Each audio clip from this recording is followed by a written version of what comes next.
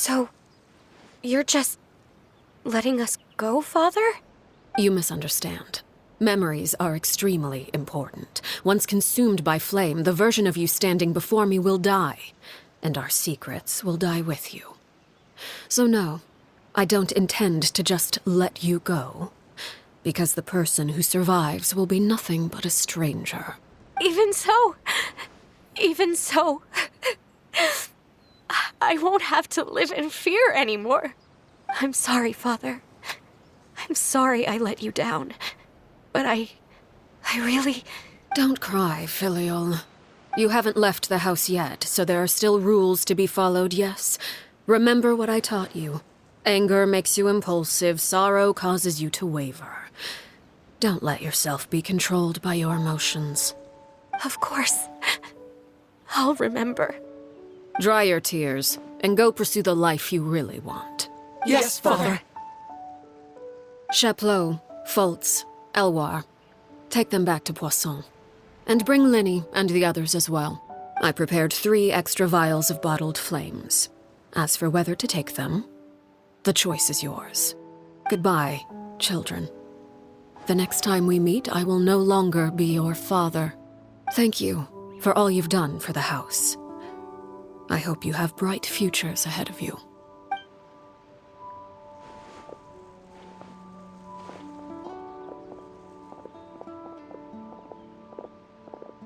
Father! Let's go.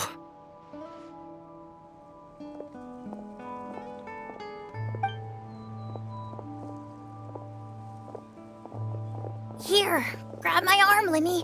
I'll help you walk back. Thank you.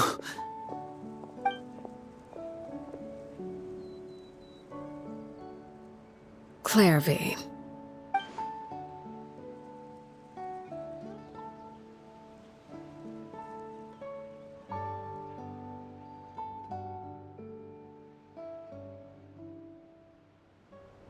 Can we talk now? I've been waiting for a super long time. You really are Perry, aren't you? I haven't seen you in so long. How come you're all grown up? Wait, did I somehow travel to the future on accident? Or am I dreaming? What a long dream. Neither. You died, Clervie. That's what happened. You could have at least sugarcoated it a little. Look, she's that speechless. Oh. Okay then. Huh? That's it? You accepted it just like that? Yep. If that's what Perry says happened, then I believe her. Perry wouldn't lie to me. Plus, I don't really need to know why I'm like this. I'm more curious about what happens in the future. If you're a harbinger now, Perry, that means Mother is gone, isn't she? Can you tell me about it? I want to know what happened to her. And to me. You never stopped trying to defy fate. At first, no one believed you. You could only vent your frustrations to the moon. In fact, you often sought comfort in the night sky. You wanted to see the aurora, so one night we promised each other we would go to Snezhnaya to see it together. Later on, you tried to run away, but you were brought back each time. Mother spared your life, but it wasn't out of kindness. Instead, she decided to make an example of you by slowly torturing you over time. That way, the other children would know what happens to traitors. Still, you never gave up. Mother hoped that through ruthless duel after ruthless duel, she would be able to crown an ultimate victor among the children she raised. But you called on everyone to unite, to fight to a draw in order to reduce casualties. Your efforts may have only delayed the inevitable, but still. You gave them hope. You tried everything you could think of, but every attempt ended in failure. Still, you never turned your sword on Crucibina, and you never turned it on me. On that gloomy day, you told me, for the last 16 years of my life, I've done everything I can to fight for freedom.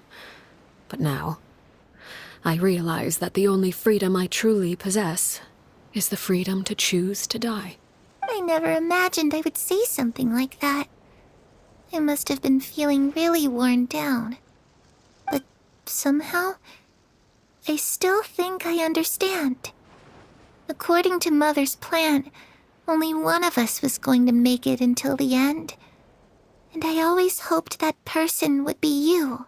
If I could do it all over again, I still don't think I would make a different choice. Even when I first met you, I knew you'd be able to do what I couldn't. Is that so?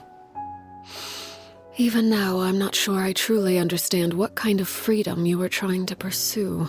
But as the head of the House of the Hearth and as the children's father, I've tried to give them the most basic of freedoms. The freedom to choose their own fate. It's something I discussed with the Iudex of Fontaine.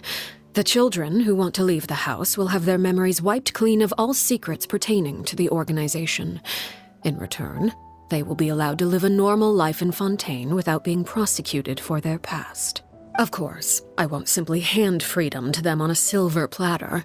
They have to fight for it and prove themselves worthy of it. Only freedom that is earned has true value. That's more than enough. That's exactly the kind of life I was fighting for. You know, Perry, I think you're a pretty amazing king, and a really great father, too. I'm really happy that you're the one who took over the house. I guess I do have one regret, though. I still haven't seen the outside world. Well, it just so happens that our dear guests over here have been to many nations and traveled to countless places. Perhaps they would be willing to tell you what the outside world is like. Really? Of course! We've traveled all over the place. We've got so many stories, we could probably talk your ears off for 3 days straight. You know, I used to dream of being a bard, playing the lute while singing into the winds of freedom. Even if there was no one there to listen, I would have continued to sing no matter what. Ah, that's where Mora comes from. I never knew that before. If I had some Mora, I would buy 3 new dresses. One for me, one for Perry, and one for Mother. It's just too bad Perry doesn't like wearing dresses. And Mother, well, she probably wouldn't accept something like that either. I guess I'd just have to keep them all for me then. I could wear a different one every day. Those yokai you mentioned, what do they look like? I once saw a drawing of this one guy with horns on his head and a super scary face. Are there any yokai like that? Oh, sounds like you're talking about an Oni. Yep, we've met one, and let Paimon tell you, they're not nearly as scary as they look. I was always too afraid to skip Mother's fighting lessons. But at the academia, I bet you could do all sorts of secret things in class. Things that have nothing to do with studying. I'm just kidding. Being able to study whatever you want without having to fear for your life actually sounds pretty great.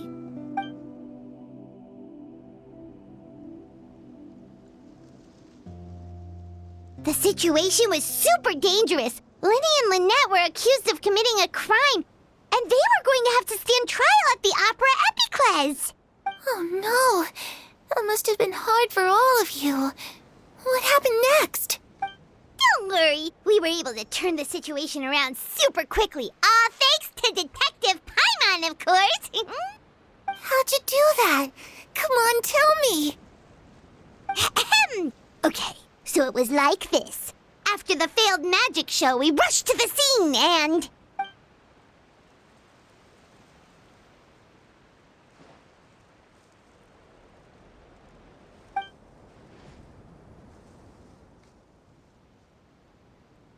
Shadows don't have the capacity to learn or grow. Any new information they encounter is quickly forgotten over time.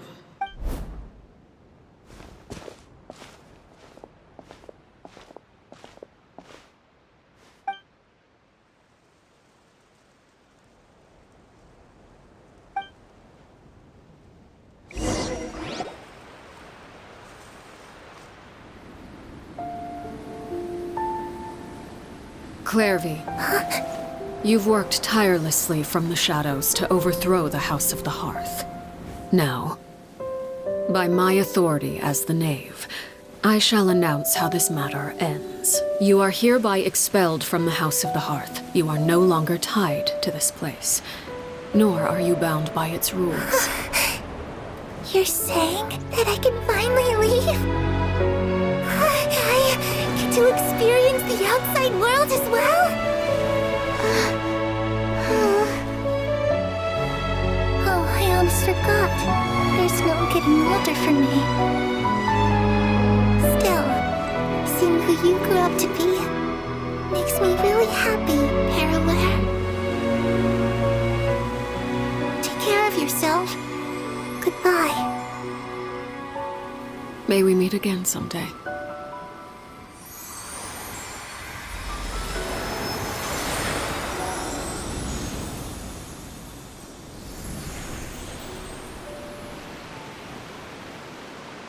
Clervie. She left so soon. Paimon didn't even get to finish her story. I also have certain sentiments left unsaid. I wanted to tell her that the aurora I saw in Snezhnaya was just as beautiful as the ones in the pictures. But a shadow's memories reset at dawn. Had we delayed any longer, we wouldn't have had the time to say goodbye. Whatever regrets may linger, let them be lost to the coming of a new day. Father? It's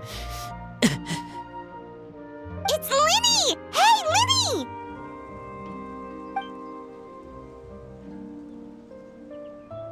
What is he doing back here? Let's go check it out.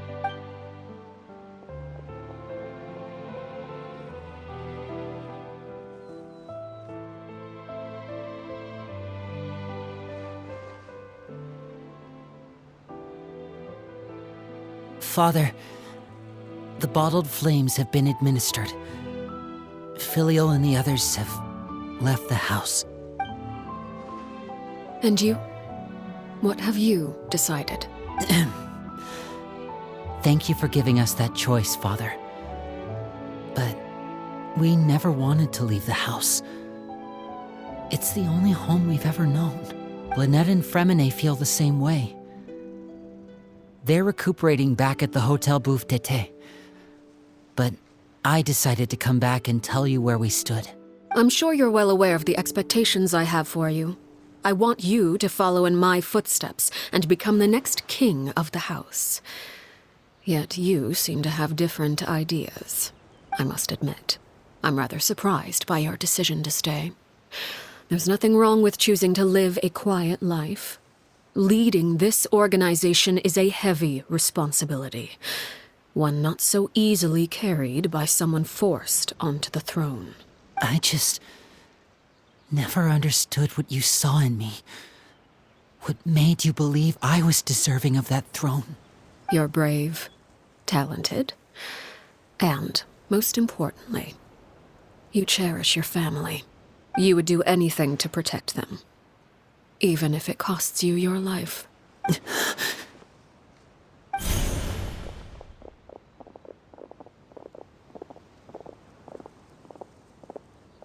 Speaking up back there was so brave of you, Linny.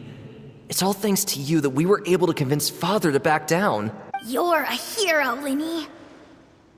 Hero? Father is the real hero.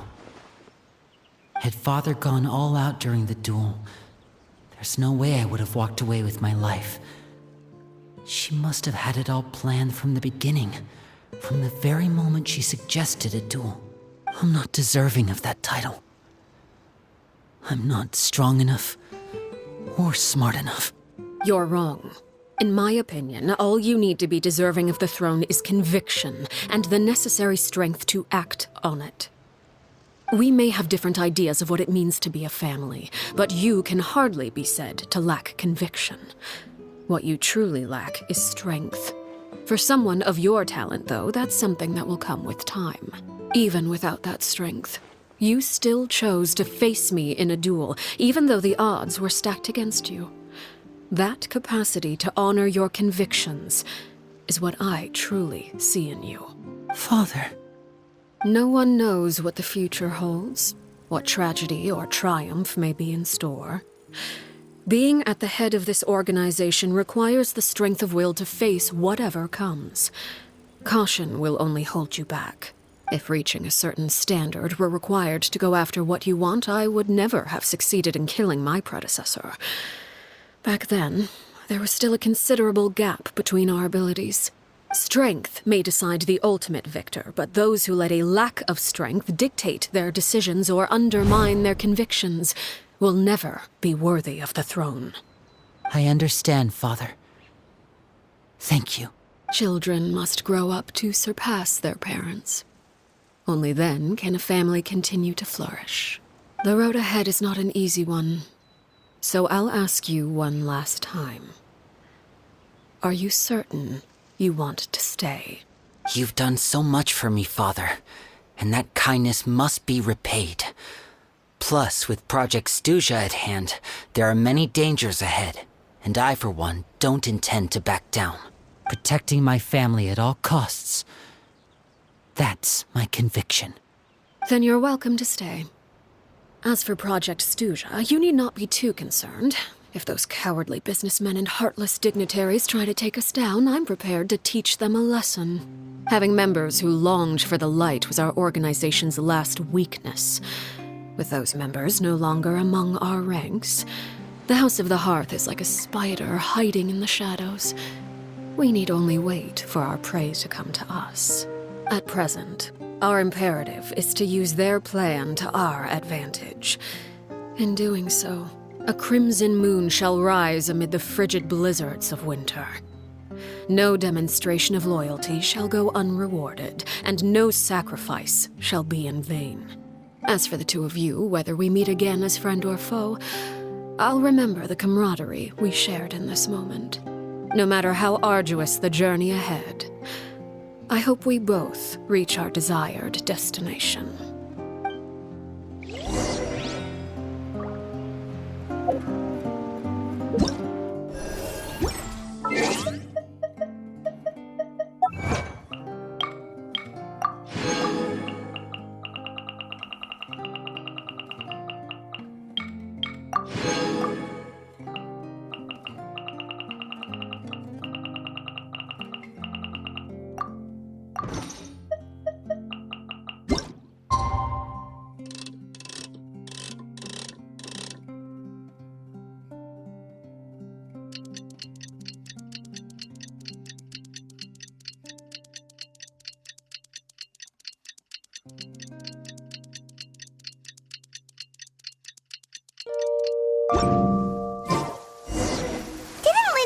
Lynette and Fremine were recovering at the Hotel Bouffe d'été?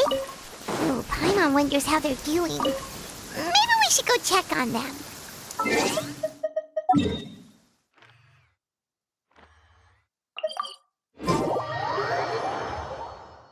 The rain has stopped. Come with me. Let's pick some matsutake.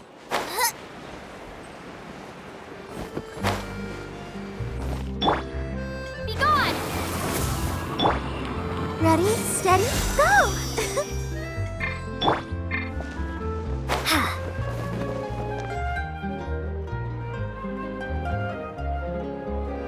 Lynette, Fremine, how are you feeling? Much better. Whew, what a relief! What about you? Are you feeling alright? I knew you'd come out unscathed. Us, on the other hand, well, we've been bedridden for 2 days. I couldn't even turn over. Oh, and I wanted to ask, is Clervie gone? Linny and the other members have left Poisson and returned to the House of the Hearth. According to him, there haven't been any more sightings of a spirit roaming the house. I see. I'm glad. Father came to check up on us 2 days ago and told us about what happened with Crusabina and Clervie. Actually, I've met Crusabina before. Wait, what? You've met the former knave? Crusabina died a year after Clervie. It was during the year between their deaths that I joined the House of the Hearth. Sabina had an extremely cruel and radical way of doing things. While she was alive, the atmosphere in the house was suffocating. When I joined, though, the experiment she valued so much had already come to an end, and all the people involved, dead and injured alike, were gone. Sabina never talked about the past with us newcomers. A couple of months after I joined, Father killed Sabina and burned all her files. With that, the names of all the people subjected to her experiments, Clervie included, were lost to the flames, along with the painful memories they represented. Father took in Lenny and me a couple months after that, but she never mentioned anything about Sabina or Clervie. It really seems like something she was planning to keep to herself. The last time you talked to her, did she mention why she kept it a secret for so long? She said she didn't want us to be affected by the darkness of the past. She was worried we'd develop a false sense of gratitude towards her if we knew about it. The foundation of a family should be free of any corrupting influence. Whatever happened in the past, it has nothing to do with who we are now. And that's what Father told us in the end. But I still thanked her for everything. It was only after hearing about what Sabina did that I finally realized how insignificant our lives could have been. The members of the house meant nothing to her. To say that she valued them in any way, even just as a tool, would probably be giving her too much credit. If Father hadn't taken over the House of the Hearth, I probably would have already... Father rarely brings up the fact that she saved us.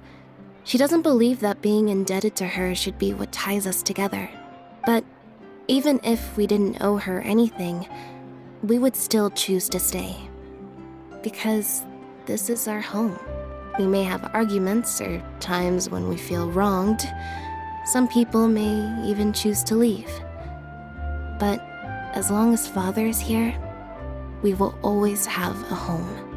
Whether the path before us is bathed in sunlight or shrouded in shadow, we'll follow Father wherever she chooses to go. So I wanted to say thank you for helping us make it through this crisis.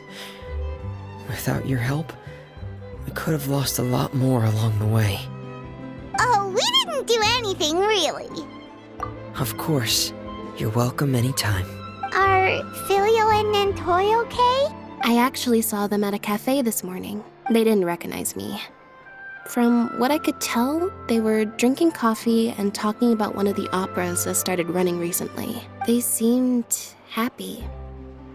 If I had to take a guess, I would say they finally found the kind of life they always wished for.